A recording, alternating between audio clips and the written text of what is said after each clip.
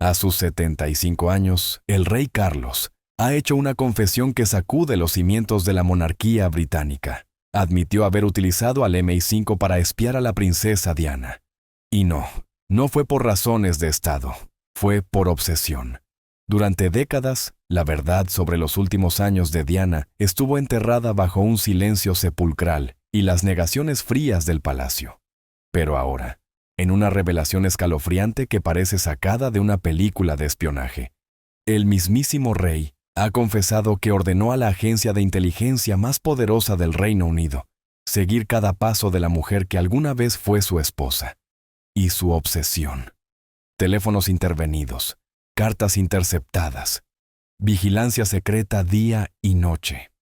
Esto no es una novela de ficción, es una realidad perturbadora que cambia todo lo que creíamos saber sobre su matrimonio, su aislamiento y el trágico desenlace que aún conmueve al mundo. ¿Qué descubrió el MI5? ¿Hasta dónde llegó Carlos? ¿Y qué significa esto para el legado de la monarquía? Estás a punto de descubrirlo. Pero antes, no olvides darle me gusta, suscribirte y activar la campanita para no perderte ni un solo detalle. Esta no fue la confesión que el mundo esperaba. No a los 75 años. No después de décadas de mutismo real. No cuando la mujer al centro de esta historia lleva casi 30 años muerta. Y sin embargo, ocurrió. Silenciosa, cruda, aterradora. Carlos, ya no el eterno heredero en las sombras, sino el rostro visible de una monarquía moderna, rompió el silencio con palabras que desgarran el relato oficial. La hice seguir, la hice vigilar. Y no fueron sirvientes curiosos ni cortesanos con lengua suelta. Fue el Estado, fue el MI5, la agencia de inteligencia doméstica más poderosa del país. Cada movimiento de Diana, cada llamada, cada secreto, todo bajo lupa. Y lo más perturbador, la confesión no llegó por un micrófono abierto, ni por un documento filtrado. Salió de sus propios labios. Con manos temblorosas y la frente fruncida, Carlos admitió que lo que comenzó como amor se transformó en algo oscuro, enfermizo. Él lo llamó amor excesivo. El mundo lo llama de otra forma: control, paranoia, poder desbocado. Mientras la bomba explotaba en redacciones, palacios y hogares de todo el mundo, una pregunta emergía con fuerza brutal. ¿Fue esto amor mal entendido? ¿O tiranía disfrazada de romanticismo real? Antes de adentrarnos en este laberinto de secretos, debemos recordar lo que está en juego. Durante generaciones, la monarquía británica se ha mostrado como símbolo de dignidad, estabilidad y decoro. Ha sobrevivido a escándalos, infidelidades, divorcios y traiciones. Pero nunca nada como esto. Porque esta vez no es un rumor sensacionalista. Esta vez es un rey reconociendo que cruzó una línea moral, legal, humana. Y entonces surge la gran pregunta: ¿por qué ahora? ¿Por qué romper el silencio después de tantos años? ¿Qué lo llevó, con la corona ya en su cabeza, a abrir una puerta que todos creían cerrada para siempre? La respuesta, como la confesión, no es simple. Está envuelta en décadas de culpa contenida, duelo no resuelto, y quizás, solo quizás, en un intento desesperado por recuperar un poco de humanidad, ante los ojos de un pueblo que nunca le perdonó del todo el sufrimiento de Diana. Para comprender el peso total de esta revelación, hay que volver al principio, inicios de los años 80. Una joven maestra de jardín de infancia llamada Diana Spencer se casa con el futuro rey de Inglaterra. El mundo celebra. Ella, radiante, él, sereno. Pero dentro del palacio, las grietas no tardan en surgir. Lo que para el público era un cuento de hadas, para los que vivían dentro de esas paredes, era una pesadilla creciente. Diana se fue quedando sola. Carlos se distanciaba. Y lo que un día fue amor, se corrompió en desconfianza. Diana empezó a hablar con amigos. Decía sentir que la vigilaban. Bromeaba, aunque no del todo, con que las paredes tenían oídos. Sus teléfonos hacían ruidos extraños. Sus movimientos parecían sabidos antes de que ella los anunciara. Y comenzó a dudar de todos. En aquel entonces la tacharon de exagerada. Está estresada, decían. Es la presión, justificaban. Pero hoy sabemos la verdad. No era paranoia, era espionaje. Y no cualquier espionaje. Era inteligencia estatal, orquestada por agentes entrenados, usando tecnología avanzada, bajo la fachada de protección, cuando en realidad era control total.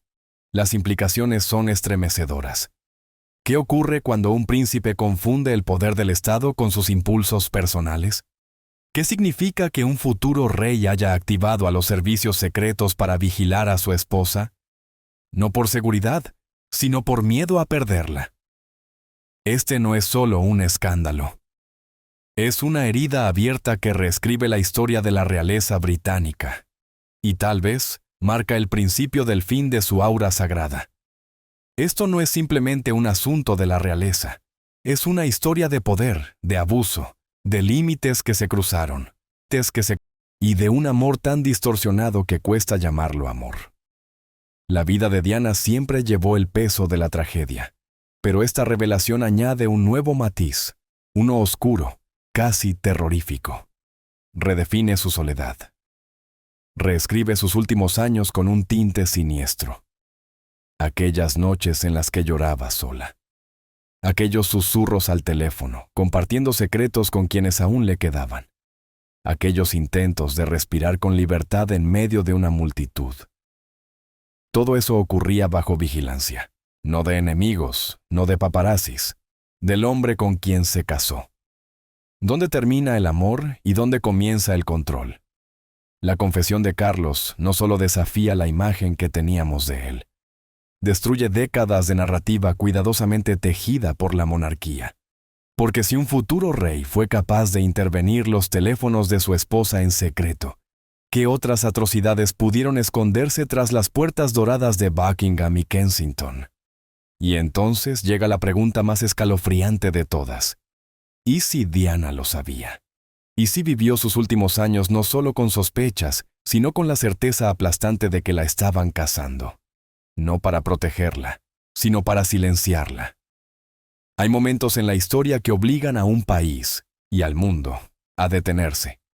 No porque sean ruidosos, no porque sean sangrientos, sino porque nos obligan a replantearnos todo lo que creíamos entender. Este es uno de esos momentos. Un hombre ha confesado, un rey, y aunque sus palabras fueron suaves, su eco será atronador. En los próximos capítulos desglosaremos esta revelación capa por capa. Exploraremos los diarios íntimos de Diana y las personas en quienes confiaba. Escucharemos a exagentes del MI5 que hoy, atormentados, cuestionan las misiones que una vez cumplieron sin preguntar. Destaparemos los entresijos de la llamada Operación Incheck, el supuesto nombre en clave del operativo de vigilancia contra la princesa.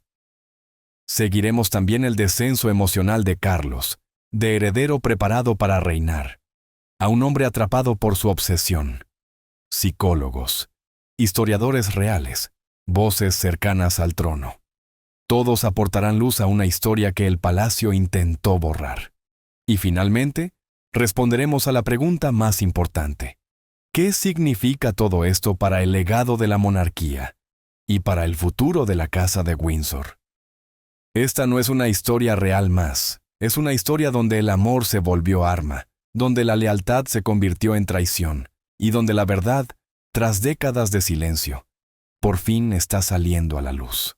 Y para Diana, y para los millones que aún la lloran, esta verdad llega tarde, pero no demasiado. Porque ahora que el silencio se ha roto, solo queda una pregunta.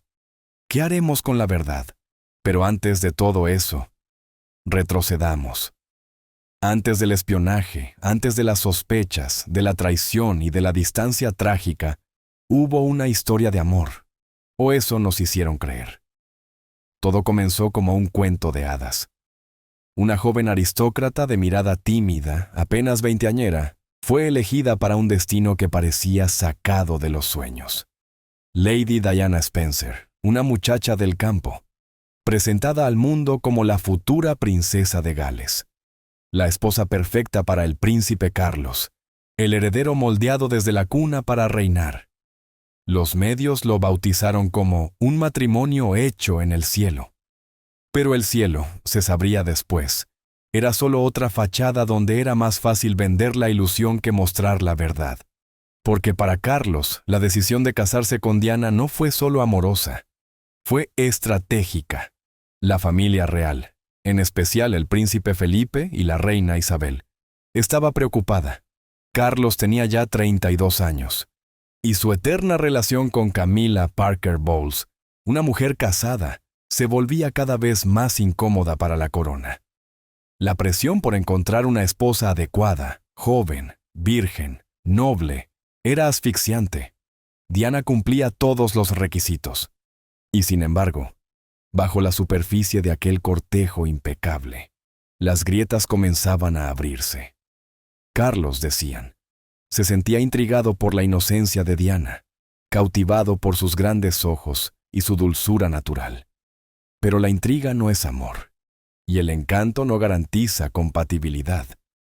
Durante el compromiso, las señales de desconexión eran cada vez más visibles. Cuando un periodista le preguntó a Carlos si estaba enamorado, su respuesta heló a todos, sea lo que sea que signifique estar enamorado. Un presagio.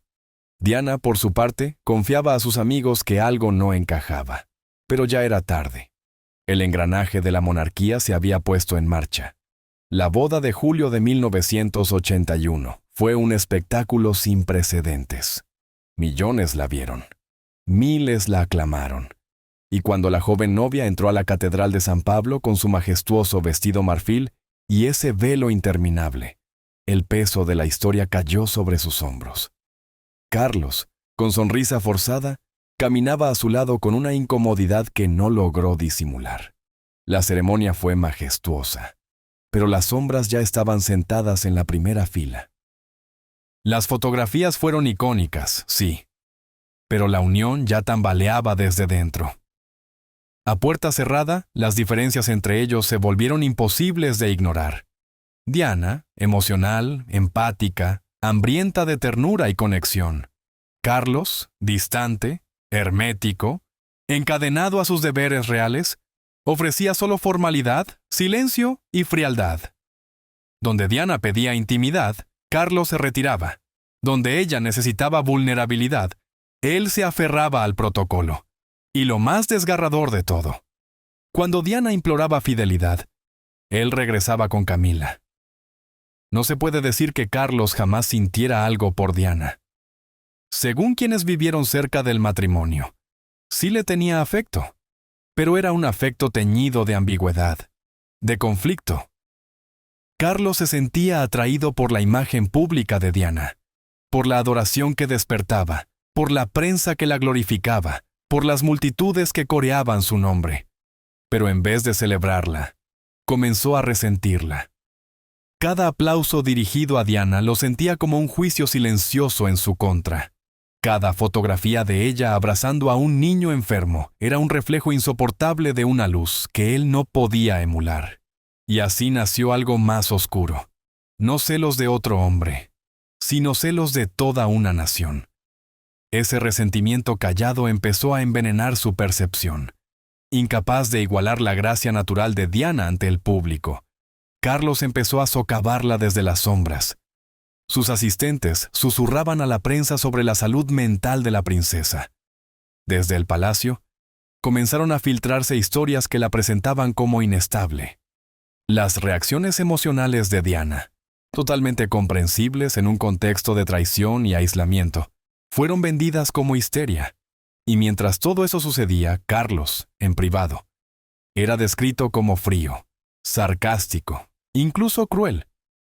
En público, mantenía la fachada. En privado, cultivaba su resentimiento como una herida que se negaba a sanar.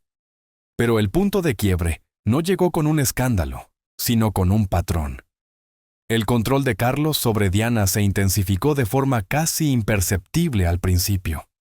Sus amistades, sus movimientos, su agenda, todo debía ser supervisado. No soportaba que hablara con sinceridad a la prensa. Le molestaba su creciente independencia.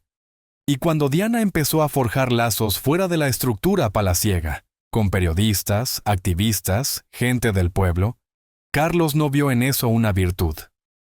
Vio una amenaza. Y así nació la obsesión. Pero la obsesión rara vez se presenta con dramatismo. Llega vestida de preocupación, se disfraza de protección, se justifica como amor. Carlos, según fuentes internas de la realeza, comenzó a racionalizar su control como una forma de cuidar a Diana. Decía que solo quería protegerla, evitarle errores de imagen, contener impulsos que pudieran dañar a la corona. Pero esas explicaciones se deshicieron rápidamente cuando sus métodos se volvieron más oscuros. Comenzó a hacer más preguntas. ¿A dónde iba Diana? ¿Con quién se reunía? ¿Por qué nadie le informaba? Los empleados, según se afirma, recibieron instrucciones de reportar cada uno de sus pasos. Las llamadas telefónicas eran intervenidas, sus diarios personales desaparecían y luego reaparecían con páginas borrosas, ilegibles. Era como si las paredes del Palacio de Kensington comenzaran a respirar la paranoia de otro. Años más tarde, amigos cercanos recordarían que Diana sentía que la observaban. No solo la prensa, no solo el público, alguien más cercano, alguien con acceso. Y aún así, ella se mantuvo en el matrimonio. No por amor, por sus hijos. Amaba a William y Harry con una ferocidad que crecía a medida que su matrimonio se desmoronaba. Pero ni siquiera la maternidad podía protegerla de la manipulación. Al contrario, la hacía aún más vulnerable. Carlos, según testimonios posteriores, usó a los niños como herramienta de presión. Insinuaba que sus comportamientos podrían afectar acuerdos de custodia. Le pedía que midiera sus palabras. Y aunque nunca lo dijera con claridad, Diana lo sintió como una amenaza. Lo que Carlos no supo ver, o se negó a aceptar, es que su obsesión nunca fue amor, fue control.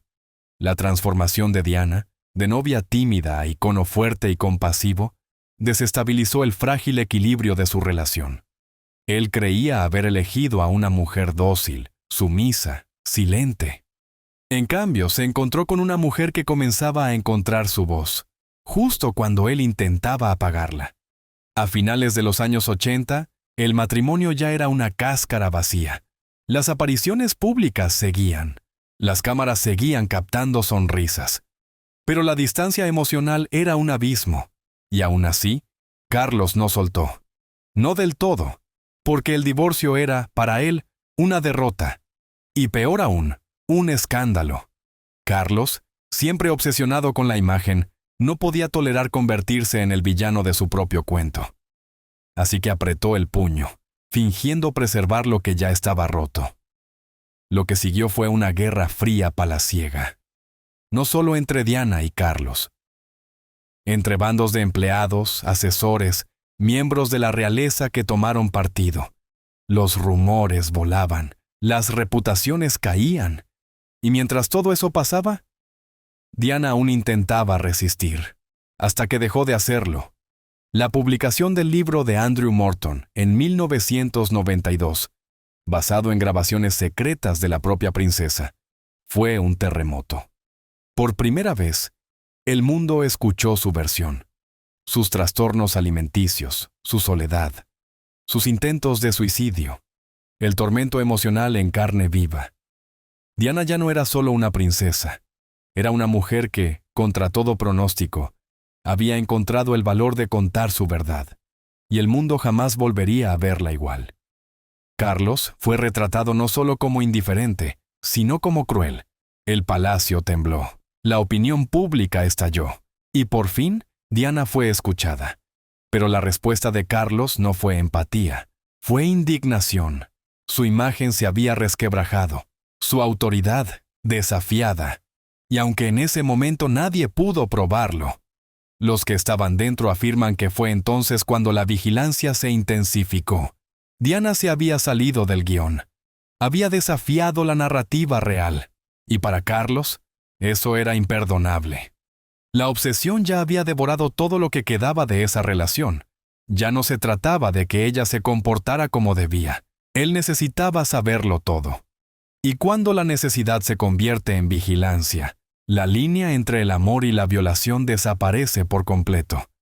Hasta hoy, quienes aún defienden a Carlos aseguran que estaba sometido a una presión inmensa, que la institución no le dejaba espacio para mostrarse emocionalmente disponible. Puede que eso sea cierto, pero la presión no justifica el abuso. Y utilizar mecanismos de inteligencia del Estado para espiar a tu esposa no solo es inmoral, es monstruoso.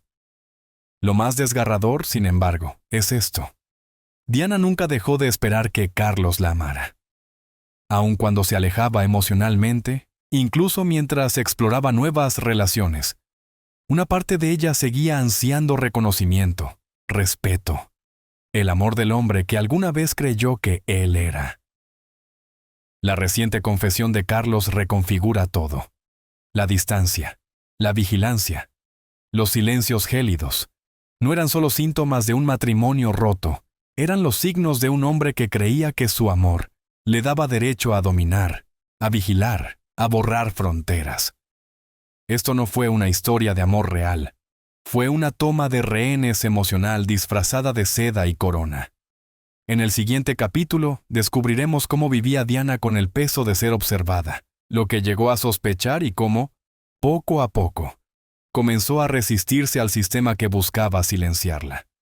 Porque antes de morir, Diana hizo algo que nadie esperaba. Empezó a luchar. Hay un tipo de soledad que solo la fama puede provocar. Cuando eres admirada por millones, adorada en todos los continentes y perseguida por cámaras en cada esquina, la privacidad deja de ser un derecho y se convierte en una ilusión.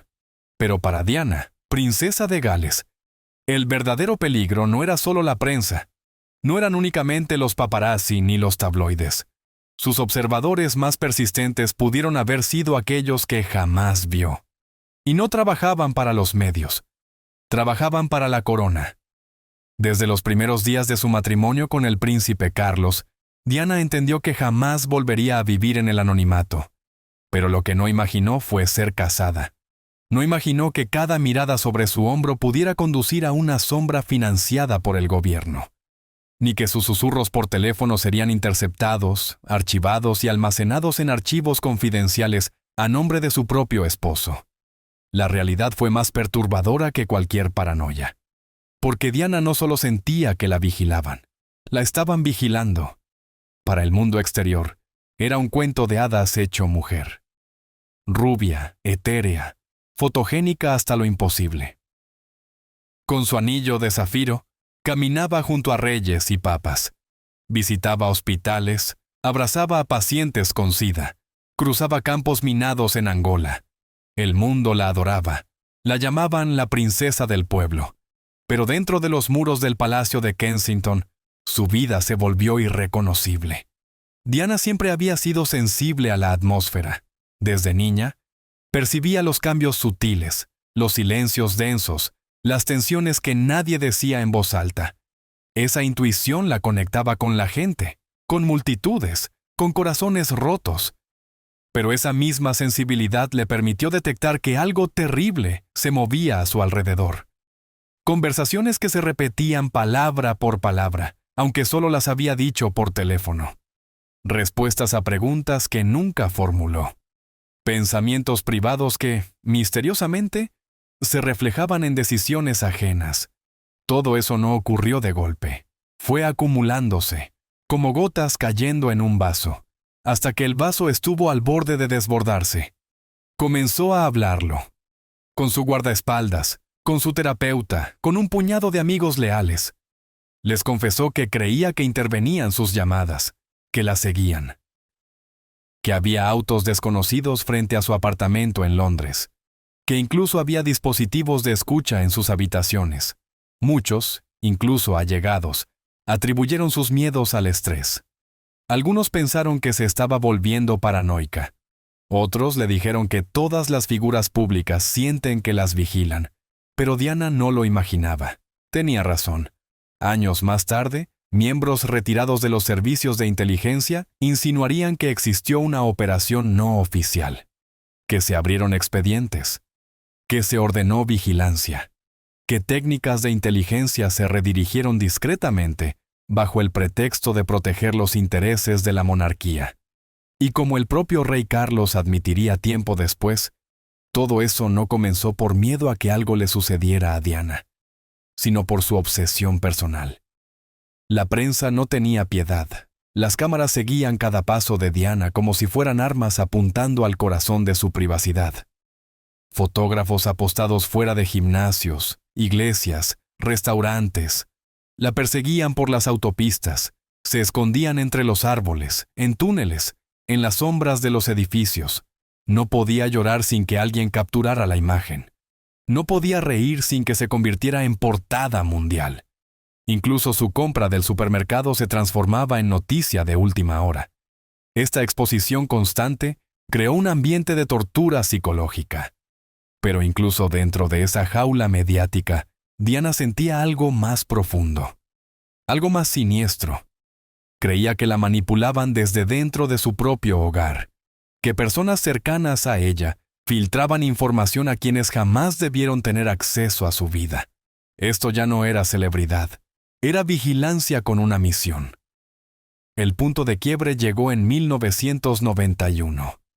Diana comenzó a grabar sus propios pensamientos en secreto. Esas cintas de audio, sacadas clandestinamente del palacio y entregadas al autor Andrew Morton, se convirtieron en el núcleo de un libro que sacudiría los cimientos de la monarquía británica. Diana, su verdadera historia. En esas grabaciones, Diana hablaba de su aislamiento total, confesaba intentos de suicidio, depresión posparto, traiciones, pero también hablaba de sentirse como un animal de laboratorio, observado, analizado, atrapado. Temía que su vida interior ya no le perteneciera. Con ese libro, el mito del matrimonio perfecto se hizo pedazos.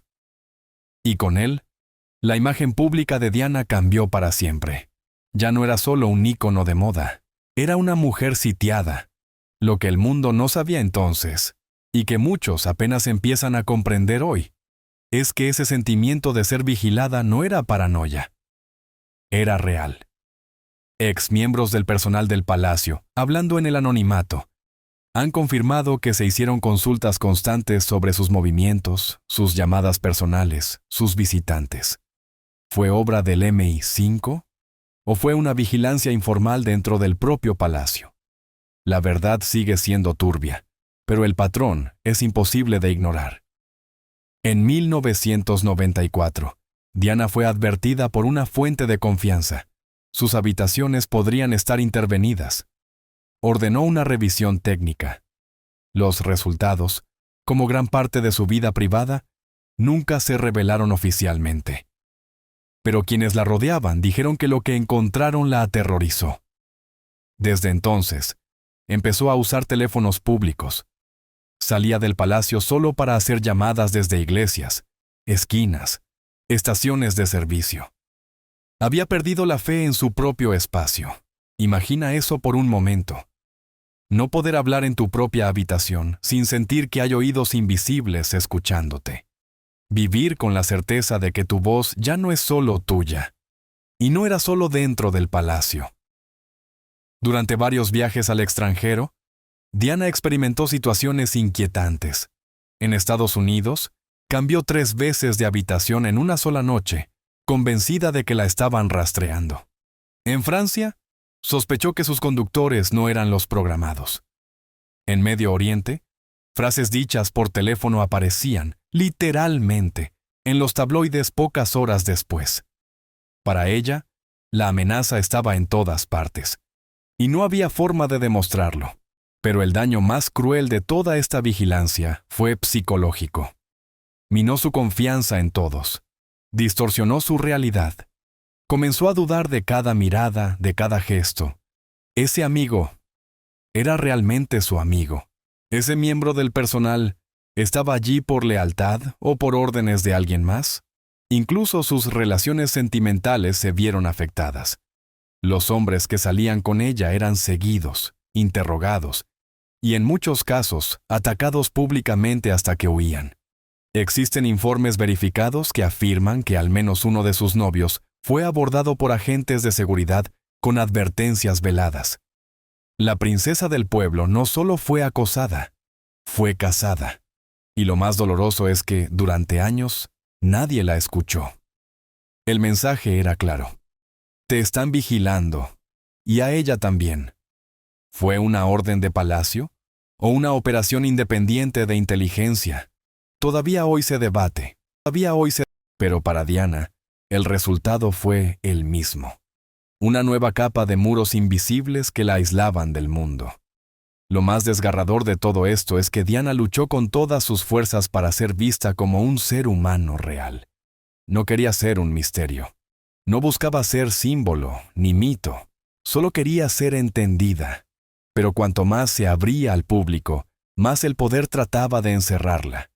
Su empatía fue tergiversada como inestabilidad. Su inteligencia emocional fue rebautizada como debilidad. Su autenticidad se convirtió en una amenaza, y así dejó de ser simplemente el blanco de fotógrafos o columnistas de chismes. Se transformó en el objetivo de sistemas diseñados para controlarla, para silenciarla. Años después, un exagente del MI5, bajo estricta confidencialidad, confesó lo impensable. Las operaciones con Diana se volvieron personales. No la vigilábamos porque fuera un peligro. La vigilábamos porque alguien quería mantenerla quieta, encerrada. El verdadero alcance de esa vigilancia jamás se sabrá. Los archivos siguen sellados. Los nombres, enterrados. Pero Diana tenía razón. La estaban observando. Y los observadores estaban mucho más cerca de lo que ella jamás imaginó. Su trágica muerte en 1997, bajo un túnel en París, con cámaras destellando incluso en sus últimos segundos de vida, fue la culminación de una vida vivida bajo el ojo implacable del poder. La ironía es insoportable. Después de años siendo casada, murió siendo perseguida, no en sentido figurado. Literalmente, el mundo entero lloró.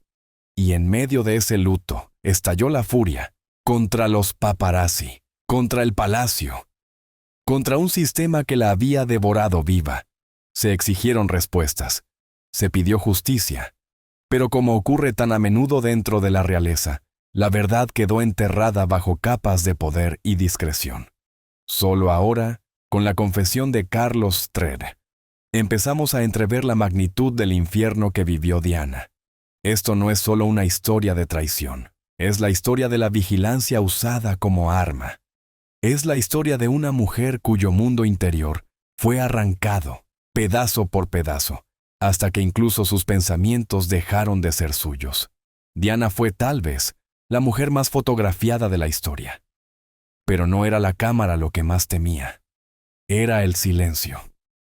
El de esos ojos invisibles que la grababan no para celebrarla, sino para mantenerla contenida. En la próxima sección, entraremos a fondo en el papel del MI5, cómo se estructuró supuestamente la operación y lo que hoy sabemos sobre los archivos secretos que siguieron a Diana desde Kensington hasta París. Porque esto no fue un malentendido, fue una misión. Y su objetivo era una princesa cuyo único crimen fue no quedarse callada. Mi-5. Un número que en el Reino Unido evoca misterio, temor y autoridad silenciosa. Una agencia creada para proteger al país de terroristas, espías y amenazas existenciales. Pero, ¿qué ocurre cuando ese poder se vuelve hacia adentro? Cuando deja de vigilar enemigos externos y empieza a vigilar a su propia gente, incluso a su propia realeza, y no a cualquier miembro de la realeza. A Diana. La idea de que una agencia de inteligencia británica haya operado contra una princesa es simplemente demoledora. Destruye todo lo que se cree sobre los límites del poder estatal, la privacidad personal y los valores de una monarquía constitucional. Y sin embargo, eso es exactamente lo que ahora admite el rey Carlos. Y lo más perturbador es el motivo. Asegura que lo hizo por amor, que estaba preocupado por su seguridad, por las personas que la rodeaban, que todo fue por protección. Pero si se despoja el relato de sentimentalismos y se observa con objetividad lo que realmente ocurrió, la verdad se vuelve imposible de suavizar. El futuro rey de Inglaterra utilizó las herramientas más poderosas de vigilancia del Estado para seguir a su esposa, no para proteger al país, sino para apaciguar su propia ansiedad. Mi5 no existe para resolver dramas matrimoniales. No es un servicio privado para venganzas emocionales o inseguridades románticas. Y sin embargo, según múltiples denunciantes, una excepción fue hecha en el caso de Diana. O más bien dicho, se cruzó una línea. Las primeras señales de intervención de MI5 aparecieron durante el colapso del matrimonio en los años 90. Diana había empezado a alzar su voz, daba entrevistas, colaboraba con periodistas, participó en un libro que desgarró la narrativa oficial de la corona. Dentro del palacio, eso no se vio como valentía, se vio como una amenaza. Y en ese contexto, se activaron los servicios de inteligencia, no porque Diana pusiera en peligro al país, sino porque la consideraban peligrosa para la institución misma. Fuentes de Whitehall afirman que se iniciaron comunicaciones entre Clarence House y líderes del MI5. Se expresaron preocupaciones sobre los contactos de Diana con gobiernos extranjeros, sobre sus vínculos con figuras internacionales, y sobre la posibilidad, por demás débil, de que filtrara información sensible sin saberlo. Pero detrás de esas razones no había geopolítica, había miedo. Miedo a una mujer con voz. Miedo a la verdad. Todo giraba en torno al control. Un exagente de inteligencia, retirado a finales de la década de los 2000, rompió el silencio en privado sobre unas órdenes inquietantes que, según él, provenían de intermediarios del palacio. Las directrices eran vagas en cuanto a sus objetivos declarados, pero escalofriantemente precisas en sus instrucciones. Vigilar sus comunicaciones, registrar todos sus movimientos y reportar cada encuentro que tuviera, especialmente si era en un contexto internacional. No había una firma directa del entonces príncipe Carlos, pero el mensaje era claro y no requería tinta. La presión no llegaba en forma de órdenes explícitas, sino como expectativas inquebrantables. Dentro del MI5, se les dijo que la seguridad nacional estaba en juego, que la princesa de Gales podría ser blanco fácil de actores hostiles, y bajo esa excusa, la maquinaria de vigilancia se puso en marcha. Hay que entender el nivel de sofisticación que esta operación alcanzó. Para los años 90, el MI5 ya contaba con tecnología avanzada, escuchas telefónicas, interceptación de correspondencia, micrófonos ocultos, dispositivos de rastreo personal. Herramientas diseñadas para desmantelar células terroristas, pero que ahora, supuestamente, se utilizaban contra una mujer cuya culpa era existir en el corazón de una institución fracturada. Y no se detuvo ahí. Diversos informes creíbles afirman que las residencias de Diana fueron inspeccionadas en múltiples ocasiones, y que en al menos una de ellas se hallaron micrófonos ocultos dentro de instalaciones eléctricas. Los técnicos alegaban que se trataba de auditorías rutinarias, pero Diana no era ingenua. Preguntaba, anotaba, manifestaba sus temores, y poco a poco, los que la rodeaban empezaron a creer que tenía razón. Algunos miembros de su propio equipo de seguridad comenzaron a sentirse incómodos. Uno de ellos, quien eventualmente renunció, llegó a enfrentar a sus superiores sobre la ética de dicha vigilancia. Fue ignorado. Abandonó su puesto meses después y jamás volvió a hablar del tema. Otros callaron, atrapados entre el deber y la conciencia. La pregunta sobre la legalidad de todo esto se cierne como una sombra. La ley británica permite al MI5 realizar tareas de vigilancia únicamente bajo circunstancias específicas. Debe existir una justificación clara y una orden aprobada por el ministro del Interior. Espiar a la esposa de un miembro de la realeza, sin su consentimiento, no encaja fácilmente en ese marco legal. Entonces, ¿cómo sucedió? La respuesta probablemente reside en ese territorio turbio donde convergen la influencia, la suposición y el secretismo. Aunque la familia real tiene un poder constitucionalmente limitado, su influencia blanda sigue siendo abrumadora. Sus preocupaciones se toman en serio. Sus deseos, incluso si no se verbalizan, se respetan. Y en ese ambiente, no es difícil imaginar cómo una sugerencia del príncipe de Gales podía transformarse en política de Estado sin necesidad de ser escrita en papel. Esto abre la puerta a un precedente peligroso.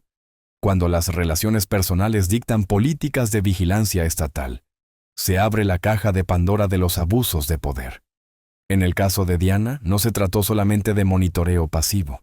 Se construyeron expedientes enteros sobre sus actividades, transcripciones telefónicas, registros de viajes, evaluaciones psicológicas basadas en conversaciones privadas. No eran simples observaciones. Eran dosieres tratados con la misma gravedad que se reserva para los enemigos del Estado. Uno de los hallazgos más perturbadores proviene de un documento filtrado a una agencia de inteligencia extranjera en los primeros años del 2000. Este documento, que sigue clasificado en el Reino Unido, contenía resúmenes de llamadas telefónicas entre Diana y sus amigos cercanos, discusiones sobre su salud emocional e incluso sobre sus relaciones sentimentales. Fue compartido bajo el pretexto de cooperación interinstitucional, pero su contenido conmocionó incluso a los analistas extranjeros. Uno de ellos lo describió como voyeurismo disfrazado de seguridad nacional. Ni siquiera sus viajes humanitarios escaparon al escrutinio. Su visita a Angola para luchar contra las minas antipersona fue celebrada públicamente como un gesto valiente y compasivo. Pero en secreto, agentes del MI5 la siguieron, documentando cada reunión, su duración y los temas tratados. Lo que el mundo aplaudía, el Estado lo trataba como una variable política a controlar. Incluso hubo susurros de manipulación. Diana confesó a una amiga que creía que sus mensajes de voz estaban siendo borrados o editados. No pudo probarlo, pero dejó de dejar mensajes desde entonces. La confianza, una vez quebrada, jamás volvió. Y el precio emocional de esta persecución fue devastador. Ser vigilado no es una molestia menor. Es una forma de tortura psicológica.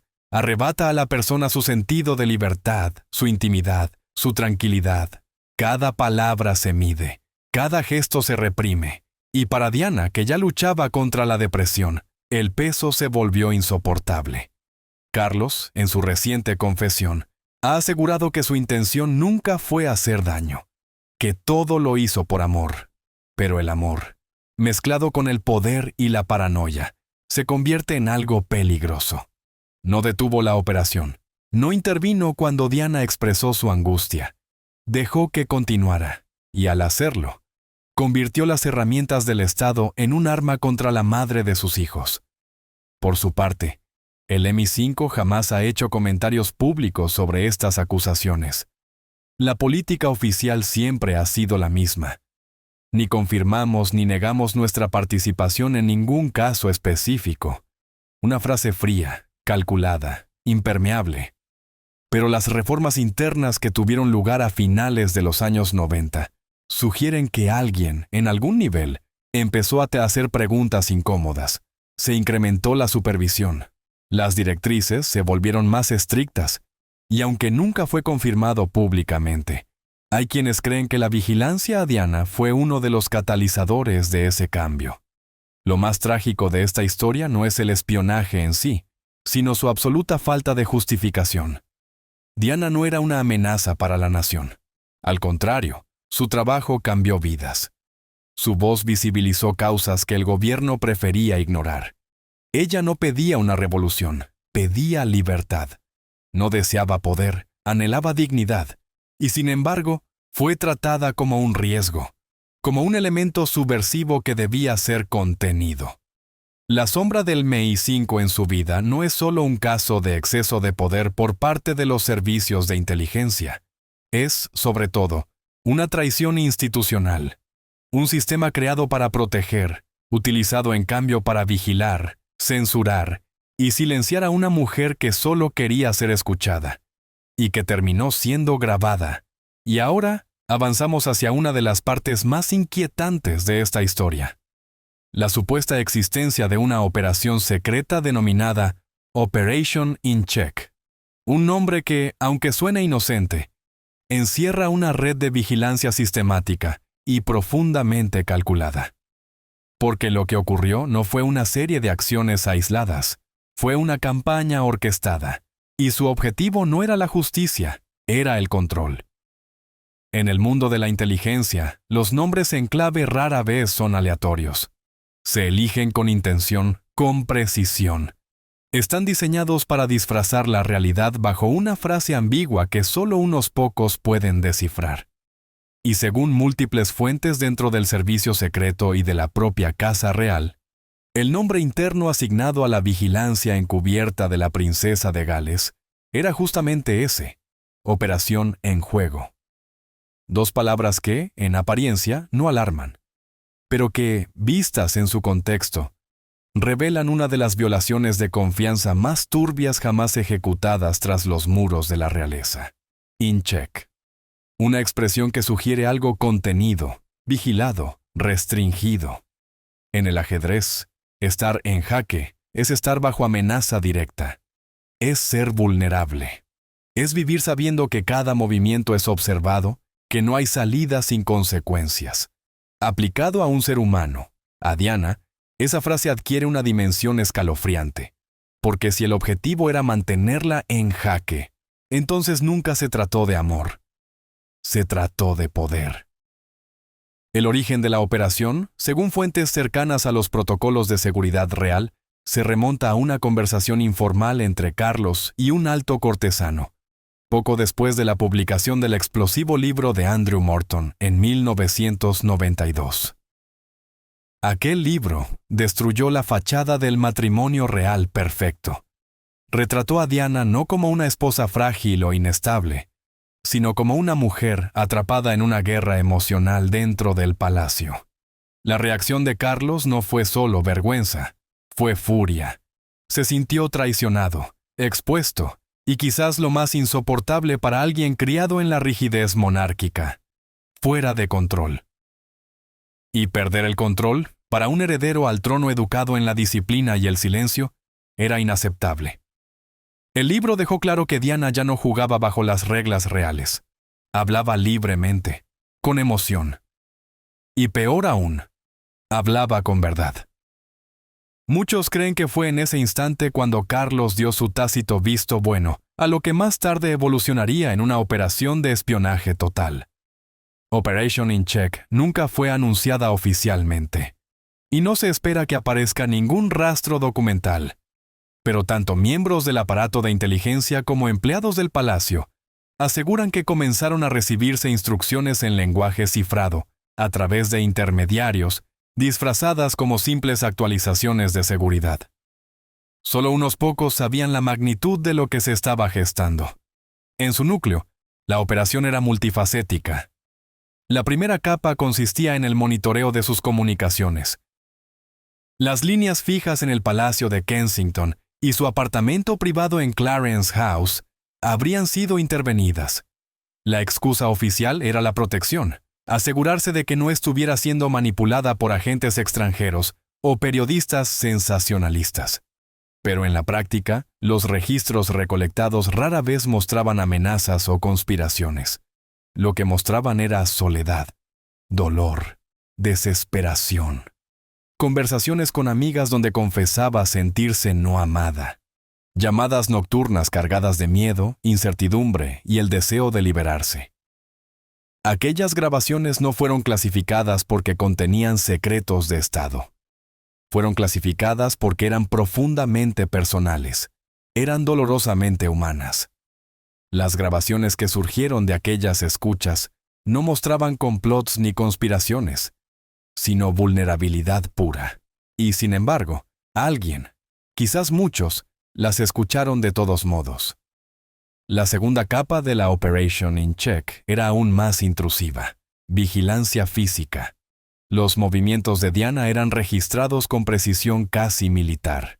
Visitas al gimnasio, salidas inesperadas a hospitales, escapadas nocturnas para ver a amigos. Todo era documentado. Agentes del MI5 eran infiltrados ocasionalmente como civiles en los lugares públicos que frecuentaba: restaurantes, galerías, incluso eventos benéficos. No estaban allí para intervenir, solo para observar. Y esa vigilancia se extendía también a su vida íntima. Todo hombre que se acercaba a Diana, ya fuera una relación seria o casual, era investigado. Sus antecedentes, sus contactos, incluso sus conversaciones eran monitoreadas. Varios de esos vínculos sentimentales terminaron prematuramente, según se cree, por interferencias silenciosas desde las sombras. Amigos cercanos recuerdan novios intimidados, advertidos o directamente vetados de eventos sociales. Diana, a pesar de su título real, no podía vivir como una mujer libre. La tercera capa de esta operación fue, quizá, la más siniestra: el perfilado psicológico. Se recolectaban testimonios de terapeutas, antiguos profesores, incluso amigos, muchos de los cuales fueron presionados o engañados para compartir detalles íntimos. Algunos pensaban estar ayudando en una causa de seguridad. Otros, con el tiempo, expresaron profundo arrepentimiento. Pero estos perfiles no fueron utilizados para ayudarla. Fueron armas. Armas destinadas a anticipar sus reacciones, detectar sus debilidades, explotar sus puntos de quiebre. Y con esa información, se manipulaba la narrativa pública. Si lloraba frente a las cámaras, era inestable. Si sonreía entre desconocidos, era una buscadora de atención. Estas ideas no surgían espontáneamente. Fueron cuidadosamente sembradas. Uno de los aspectos más perversos de Operation In Check fue la forma en que borró la línea entre lo privado y lo público, entre la seguridad y la propaganda. A través de intermediarios, Carlos habría utilizado esta inteligencia no solo para vigilar a Diana, sino para modelar la opinión pública sobre ella. Filtraciones estratégicas llegaban a tabloides afines justo en momentos clave. Los editores recibían consejos, casi nunca atribuibles a nadie, pero perfectamente sincronizados con los eventos oficiales. Era una campaña de asesinato de reputación a fuego lento, y aunque Diana intuía que algo ocurría, jamás pudo rastrear su origen. En 1995, Diana se sentó frente a Martin Bashir para la ahora infame entrevista en Panorama, y allí, con una frialdad cargada de verdad, pronunció las palabras que resonaron como un grito contenido. «Éramos 3 en este matrimonio», dijo, refiriéndose a Camila. Pero no era solo Camila. Había detrás de su esposo una maquinaria entera, un entramado de poder, influencia y secreto, diseñado para controlar la narrativa y aplastar la disidencia. Su voz, en esa entrevista, atravesó décadas de silencio real. Fue desafiante, sin disculpas, y profundamente devastadora. Lo que el público no sabía era que, para ese momento, la Operation In Check estaba en su punto máximo. El estado emocional de Diana había sido archivado. Sus miedos anotados, cada paso anticipado. Y aún así, ella habló. Con el tiempo, su valentía se volvería aún más impresionante. Tras la entrevista todo se aceleró. Reuniones de emergencia en el palacio. El equipo de Carlos, según fuentes, habría consultado asesores legales para contener los daños. El MI5 no confirmó ni negó su implicación, pero se dice que agentes fueron retirados discretamente de ciertos puestos. El temor era claro, que demasiada atención pública hiciera colapsar la red que tanto habían intentado mantener oculta. Tenían motivos para preocuparse. En los años siguientes, los movimientos de Diana comenzaron a cambiar. Se volvió más impredecible. Cambió rutinas, usó medios de transporte alternativos, hizo llamadas fuera del palacio. Algunos creen que había aprendido lo suficiente sobre la operación para empezar a evadirla. Otros piensan que simplemente estaba agotada de sentirse propiedad de alguien, fuera cual fuera la razón, sus últimos años fueron una paradoja viviente. Amada intensamente por el pueblo, pero atormentada en lo más íntimo. La Operation In Check, según insiders, fue desmantelada en silencio tras la separación oficial y el divorcio de Diana. Pero ciertas piezas nunca se desactivaron del todo. Los archivos seguían activos. Su teléfono probablemente aún intervenido. Y cuando comenzó a salir con Dodi Fayed, el hijo de un magnate egipcio, la vigilancia, incluso por parte de servicios extranjeros, volvió con fuerza. Para 1997, cuando murió en aquel túnel de París, Diana ya no era solo una princesa, era una figura global, una humanitaria, una mujer que redefinió el concepto de realeza, sin seguir ninguna de sus reglas, y precisamente por eso seguía siendo una amenaza para la narrativa, para la imagen, para el control. La reciente confesión del rey Carlos cambia todo. Al admitir que estuvo detrás de la vigilancia, o al menos cómplice de ella, ha destruido décadas de negaciones. Pero su confesión también plantea una pregunta crucial. ¿Por qué ahora? Algunos creen que es culpa. Otros sostienen que es una estrategia, un movimiento calculado para anticiparse a futuras revelaciones. Tal vez sea ambas cosas. Sin embargo, lo que realmente importa más que el motivo es el reconocimiento del daño causado. Porque Diana no solo fue observada, fue cazada emocional, psicológica y logísticamente. Y su dolor fue explotado para obtener poder. La operación en cuestión no era una política. Era un patrón, un esfuerzo coordinado para mantener a una mujer en silencio a través del miedo. Solo logró romper su corazón. Al adentrarnos en la siguiente sección, analizaremos la confesión en sí, cómo la dijo Carlos, dónde la dijo, y qué significan realmente sus palabras. Porque detrás de cada disculpa hay una verdad. Y a veces, esa verdad es más oscura de lo que cualquiera está dispuesto a enfrentar. El mundo ha conocido muchas confesiones reales. Algunas susurradas detrás de las puertas del palacio, otras filtradas en tonos bajos por empleados descontentos o amigos cercanos. Pero muy pocas han salido directamente de los labios de un monarca, y aún menos lo han hecho con la devastadora claridad de una verdad largamente enterrada.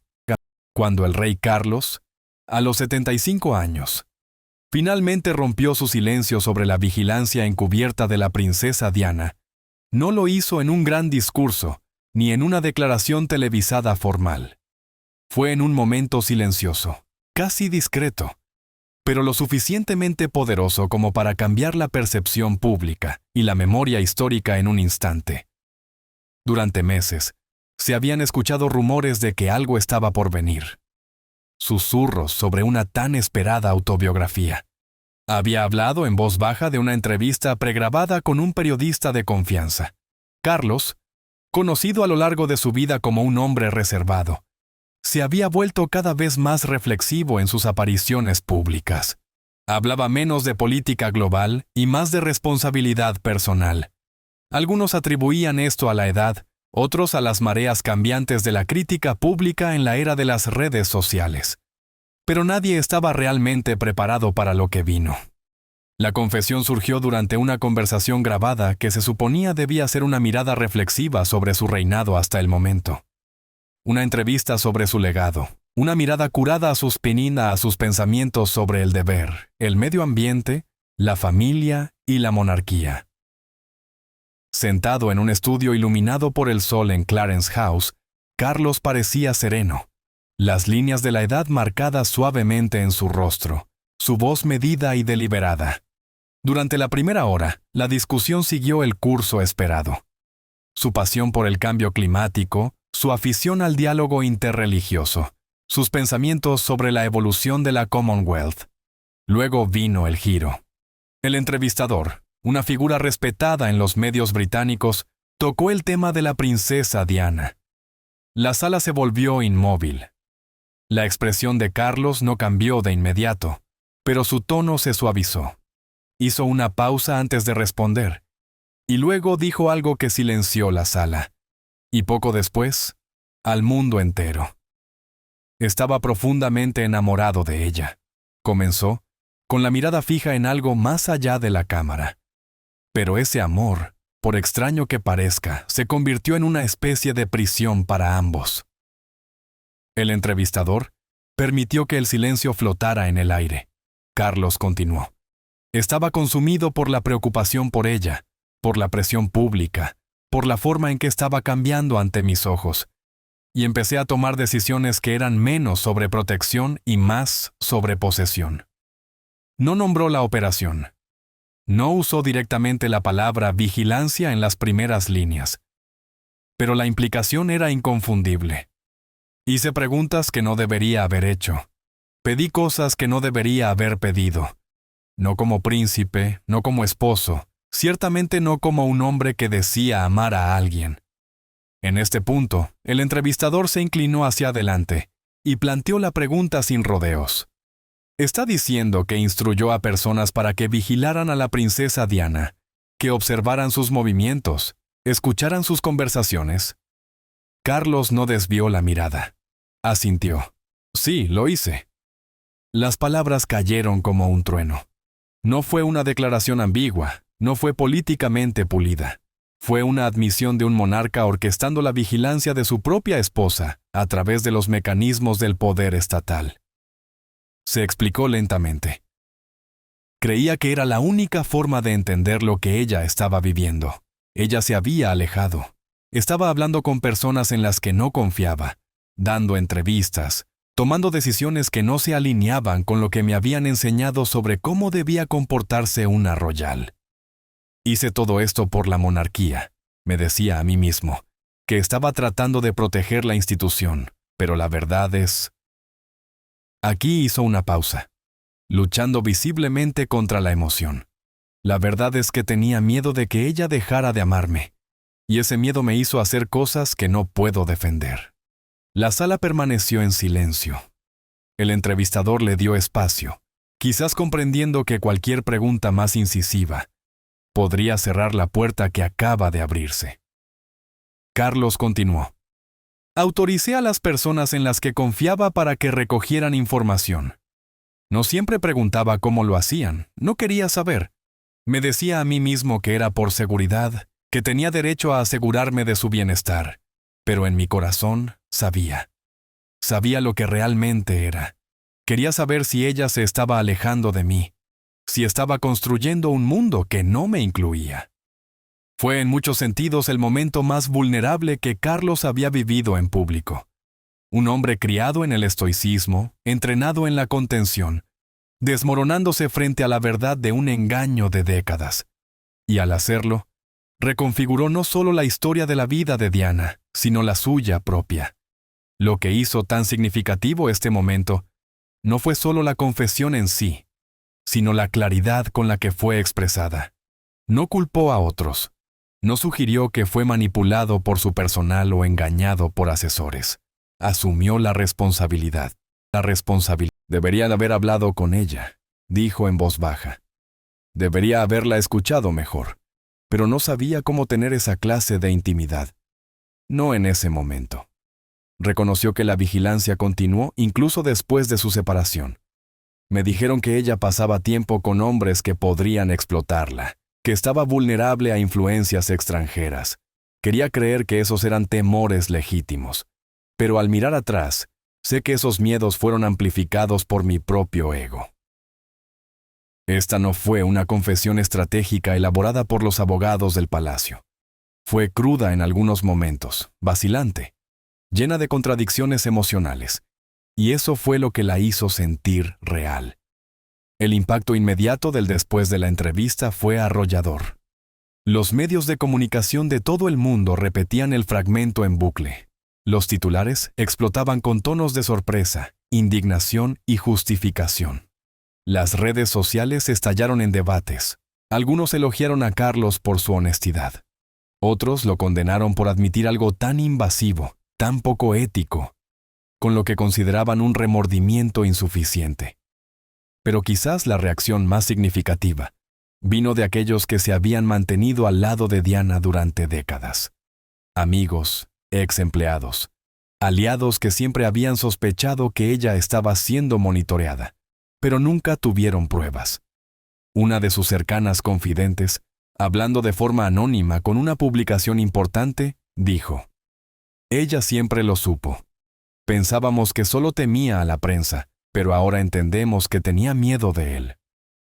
Otro ex asistente comentó: lo más triste es que Diana pasó los últimos años de su vida cuestionando su cordura, preguntándose si estaba imaginando cosas, y todo el tiempo tenía razón.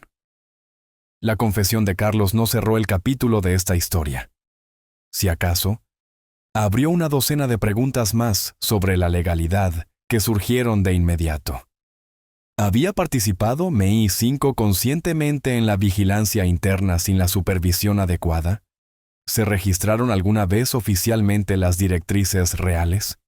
¿Podría haber motivos para una investigación histórica? Más urgente para el público, sin embargo, fue la cuestión ética. ¿Qué tipo de monarquía justifica espiar a los suyos? El Palacio emitió una declaración de seguimiento 2 días después.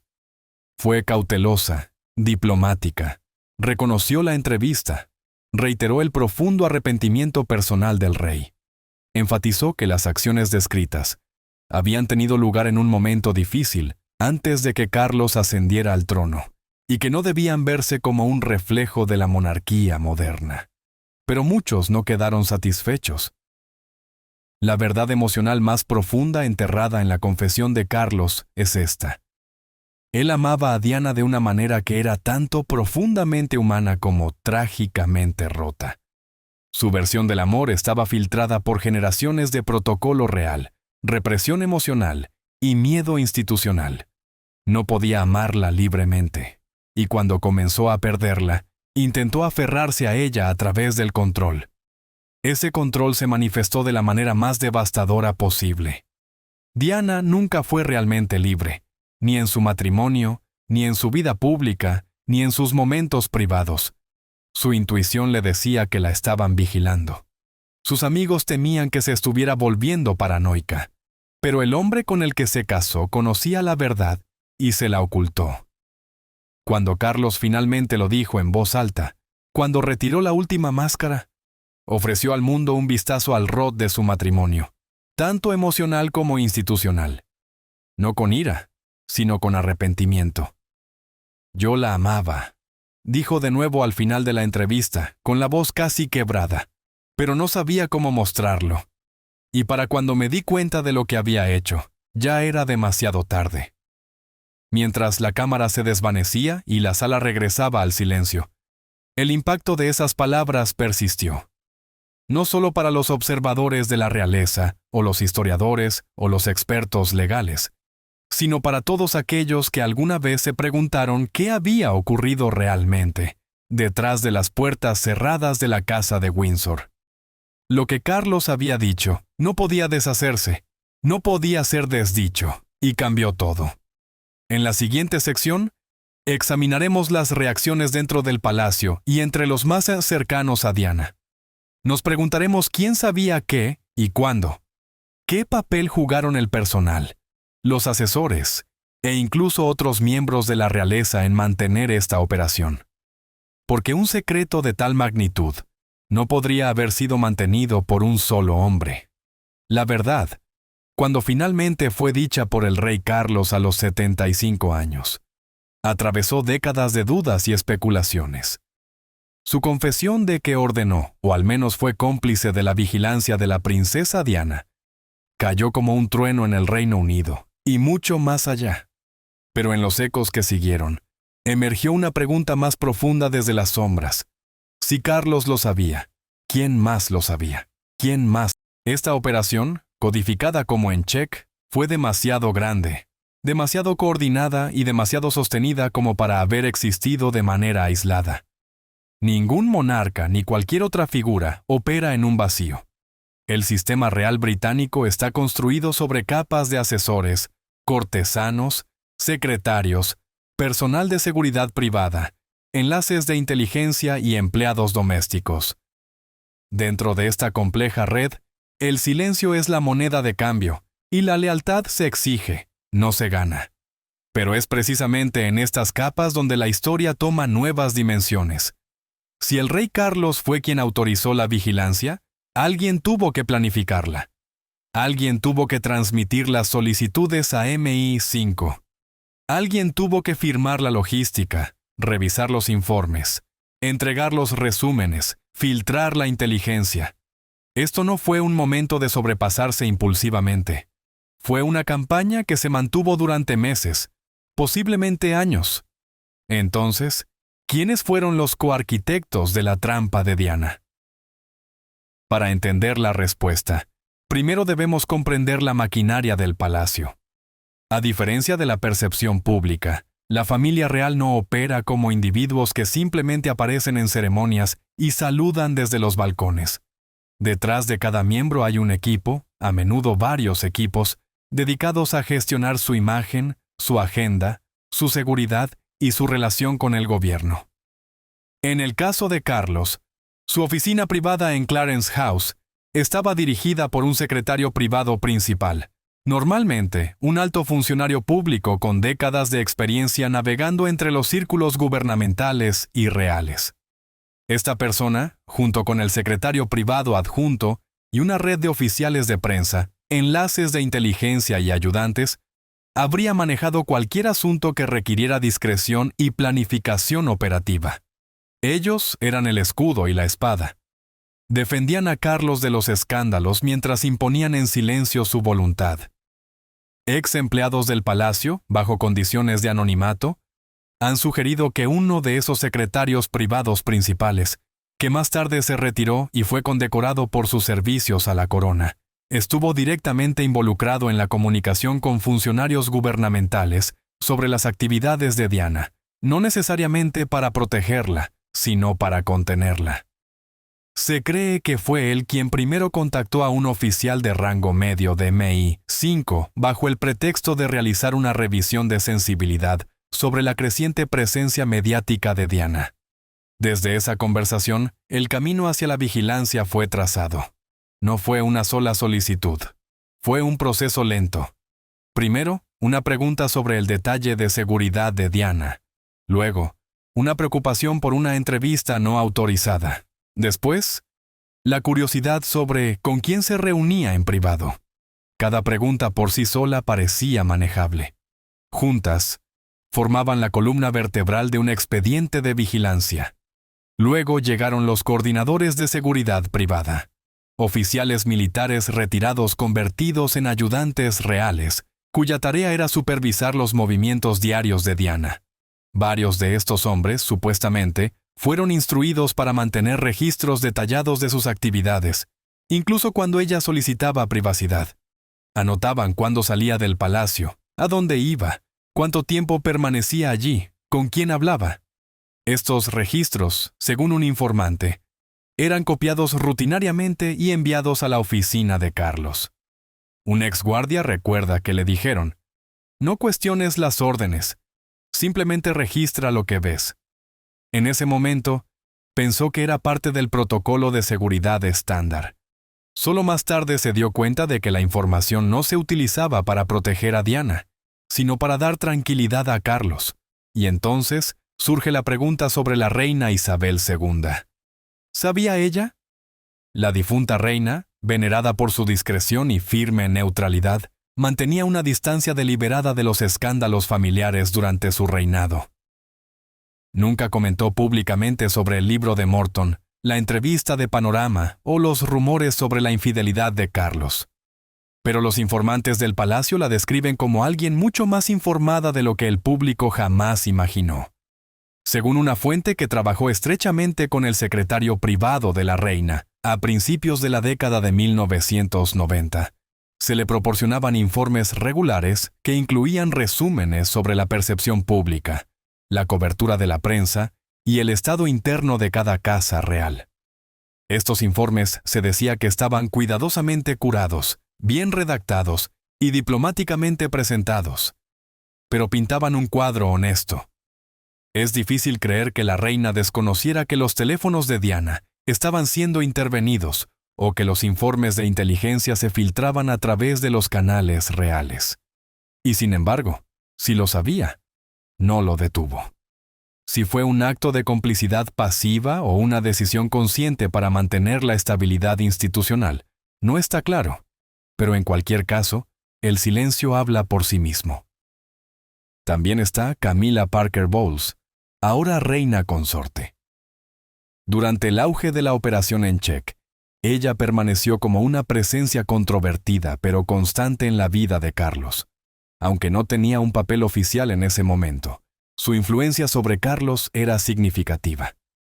Amigos dicen que a menudo le urgía a tomar el control de la situación, frustrada por la creciente independencia de Diana y su dominio mediático. Si ella sabía sobre la vigilancia específicamente, sigue sin estar probado, pero ciertamente formaba parte del círculo emocional cercano que moldeó las opiniones de Carlos sobre Diana durante ese periodo. Más allá de la familia real, hubo figuras del gobierno que debieron haber facilitado la logística. Cualquier operación de inteligencia que involucrara a MI5, incluso de manera informal, habría requerido al menos la aprobación tácita de funcionarios dentro de la Oficina del Interior o la Oficina del Gabinete. Exfuncionarios han declarado que el Palacio ocasionalmente solicitaba actualizaciones discretas sobre los compromisos públicos de varios miembros de la realeza, especialmente cuando involucraban viajes internacionales o eventos políticos sensibles. Es en esta área gris, donde el interés real se superpone con la seguridad nacional, donde la negativa plausible se convierte en un escudo. Nadie admite haber autorizado la vigilancia. Nadie firma una orden directa, pero todos entienden la expectativa. La oficina de prensa del Palacio de Buckingham también jugó un papel crucial en todo esto. Cada vez que la imagen de Diana se disparaba en el ojo público, cada vez que ella hablaba o aparecía en televisión, había una respuesta. Los oficiales de prensa elaboraban contranarrativas, filtraban historias, enmarcaban los eventos de nuevo, y a menudo, sus puntos de conversación eran sorprendentemente precisos. Tan precisos que muchos ahora se preguntan si sus guiones estaban informados por informes de inteligencia. Un exsecretario de prensa del Palacio, según se informa, dijo: «Sabíamos las cosas antes que los tabloides, no porque lo adivináramos, sino porque nos lo decían». Y luego estaban los cortesanos, las figuras permanentes en las casas reales que servían durante décadas a través de múltiples reinados. Estas personas ejercían un poder callado pero inmenso. Gestionaban el acceso. Decidían quién veía qué. Eran los guardianes del ritmo del castillo, y algunos de ellos, sin lugar a dudas, ayudaron a mantener a Diana bajo control. Era un esfuerzo sistémico, una cultura de control, y hasta aquellos que se cuestionaban este sistema se encontraban silenciados o removidos. Hay historias de ayudantes que dejaron sus puestos de manera abrupta, de guardias reasignados tras hacer demasiadas preguntas, de empleados advertidos a mantener su lealtad a la corona en todos los asuntos, incluso cuando implicaba mentirle a la mujer que se suponía debían proteger. Quizás la parte más trágica de todo esto es que Diana misma sospechaba de todo esto desde el principio. Una vez le dijo a una amiga: «Todos trabajan para él. Incluso cuando me sonríen, ellos le informan a él». Ella tenía razón. Después de la confesión de Carlos, algunos de los que sirvieron durante esa época comenzaron a salir a la luz, no con declaraciones oficiales, sino a través de testimonios anónimos. Un exagente de MI5 describió el malestar interno de ser encargado de rastrear a alguien que no representaba ninguna amenaza. Un ayudante del palacio admitió haber interceptado las cartas de Diana y fotocopiarlas antes de enviarlas. Un oficial de prensa describió cómo plantaron una historia en el Daily Mail para distraer la atención de un viaje humanitario de Diana a Bosnia. Cada una de estas historias, por separado, podría parecer simplemente errores procesales. Juntas, pintan una imagen escalofriante.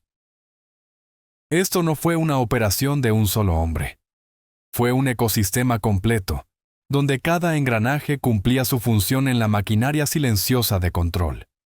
La conspiración estaba tan arraigada en cada capa del palacio que la verdad se desvanecía entre las sombras.